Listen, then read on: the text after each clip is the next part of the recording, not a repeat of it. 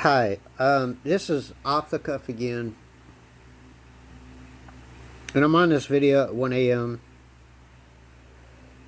because I wanted to share something with you that was really heavy on my heart, and I'm talking to parents in particular. I'm going to share something biblical with you, even though it's in the view of a secular show called Limitless. It can be found on CW Seed. I have the free app for my cell phone, but I'm sure it's playing on some cable channel somewhere or on CBS or on the CW channel. Uh, and uh,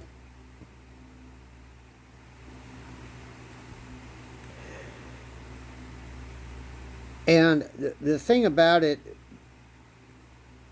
is that it reminds me of a lot of what my parents actually did to me as their youngest child. So I'm not going to go over what they did to me. I'm going to go over what is happening at this point in season 5 when an adult child shares something with his father and his father decides to take steps to destroy his life afterwards.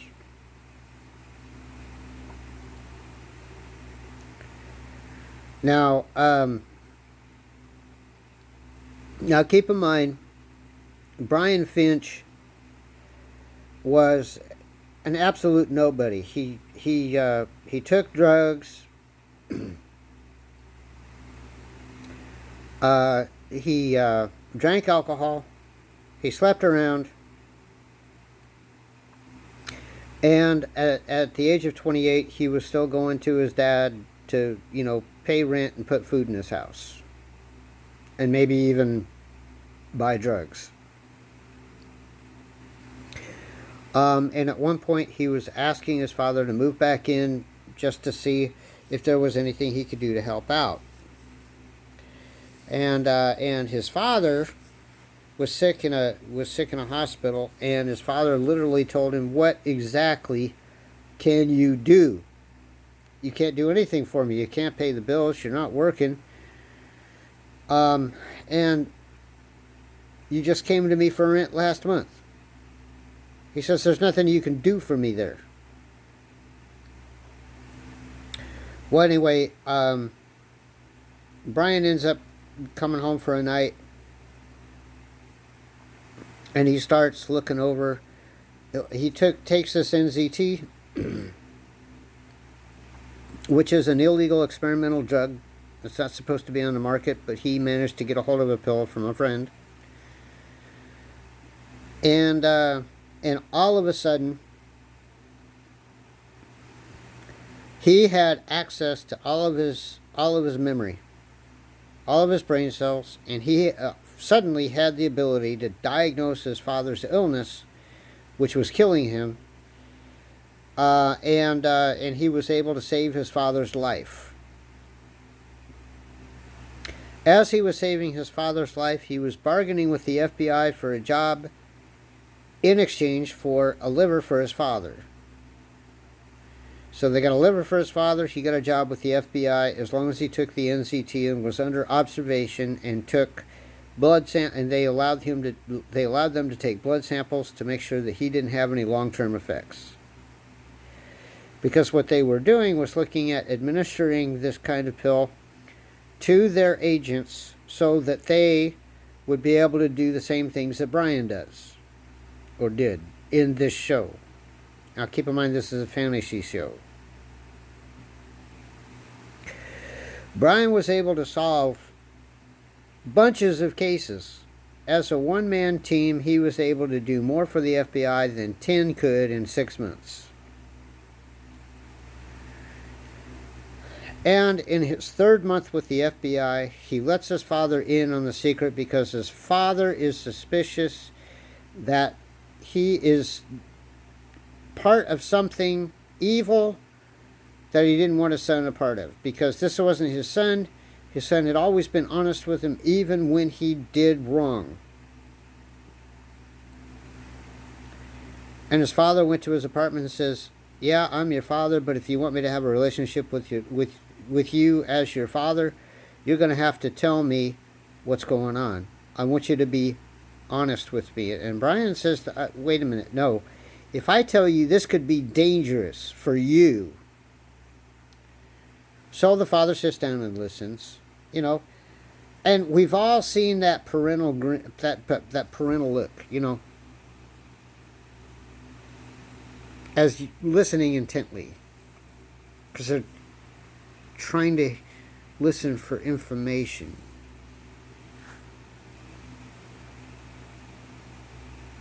So at the end of the night, his father says, "We can sue the FBI, we can get you off the program, and then you can basically go back to your old life." And Brian is, of course, "No. I said I'm 28 years old, and this stuff has done more good for me in 3 months than all the time I've had outside the house. I said I don't have to come to you for rent anymore. I'm doing really well. I'm saving lives. I saved your life. I'm catching the bad guy. I'm saving all kinds. I'm solving cases.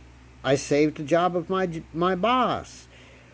Blase, blase, blase. I can do more now than I ever could before, and I am enjoying it. I do not want your help." So his father goes to a lawyer anyway and comes back and says, "You need to go to that lawyer now, and we can do what we talked about last night." And he said, "No, we're not going to do that, because I'm doing good things here, and I'm going to continue to do good things as long as I can." His father then takes an additional step, goes to his boss and says, "If my son is hurt in any way because of this NCT experimental program, you are going to jail, and I'm suing the FBI." And he walks away, leaving his boss with a lot to think about.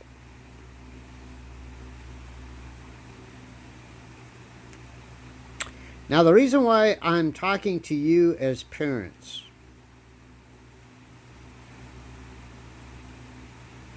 about this is because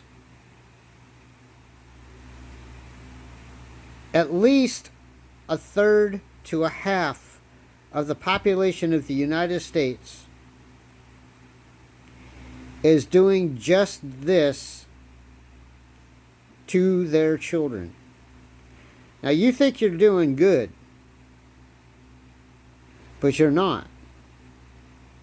If your kids grow up, they're over the age of 18, and they make an adult decision that makes their lives better, irregardless of how they got there, and they're doing good things, and they're getting paid well to do them, it's none of your business.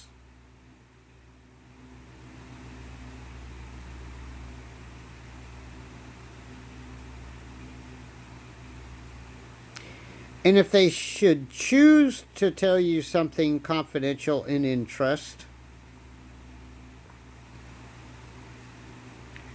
you're a confidant. You don't go above their head and start making decisions for them as if they were unable to make decisions on their own.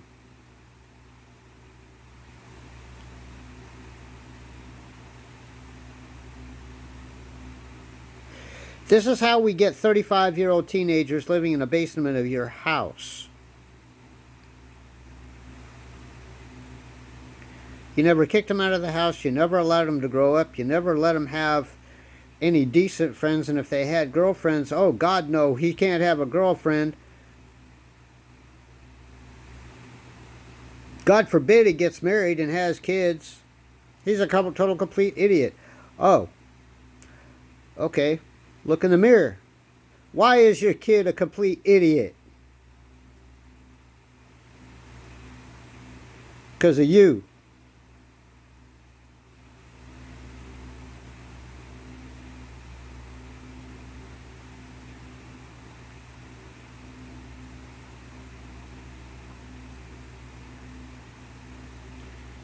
Now, I'm 54 years old.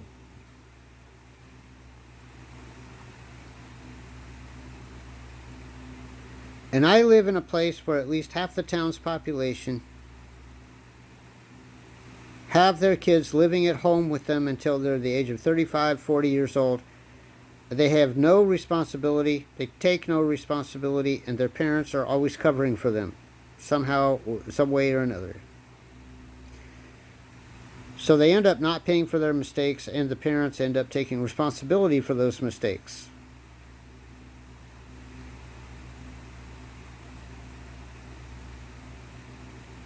So basically what happens is you get a bunch of 35-year-old, 40-year-old brats, and some of these are men,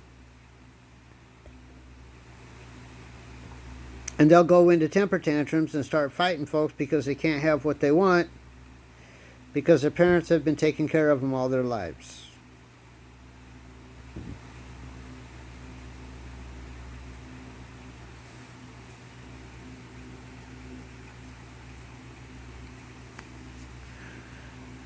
So what I'm trying to tell you is that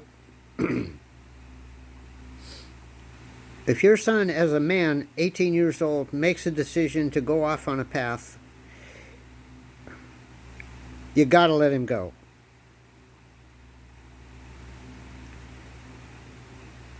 Moms, yeah, okay, you've got the Social Security number memorized and you can find your kid anywhere he's at. You can trace him through his phone and you can put a monitor on him and know where he's at all times. But you know what? It's none of your business. Leave him alone.